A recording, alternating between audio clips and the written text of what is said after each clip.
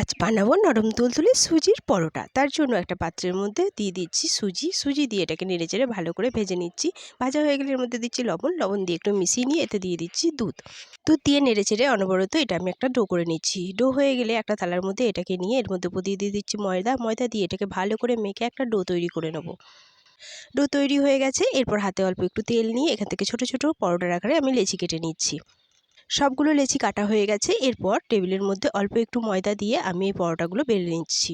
একটু মোটা করে বেলে নিচ্ছি, রুটির মতো অত পাতলা বেলছি না। সব পরোটাগুলো বেলা হয়ে গেলে এগুলো আমি উল্টে পাল্টে ভালো করে সেঁকে নিচ্ছি। সেঁকা হয়ে গেলে উপর দিয়ে আমি দিয়ে দিচ্ছি সাদা তেল দিয়ে উল্টে পাল্টে ভেজে নিলেই আমাদের পরোটা একেবারে রেডি।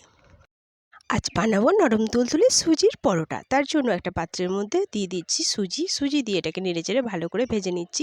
ভাজা হয়ে গেলে এর মধ্যে দিচ্ছি লবণ দিয়ে একটু মিশিয়ে নিয়ে এতে দিয়ে দিচ্ছি দুধ দিয়ে নেড়েচেড়ে অনবরত এটা আমি একটা ডো করে নিচ্ছি। ডো হয়ে গেলে একটা থালার মধ্যে এটাকে নিয়ে এর মধ্যে দিয়ে দিচ্ছি ময়দা দিয়ে এটাকে ভালো করে মেখে একটা ডো তৈরি করে নেব।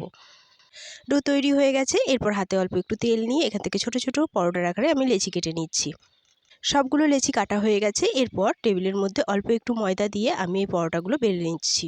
একটু মোটা করে বেলে নিচ্ছি, রুটির মতো অত পাতলা বেলছি না।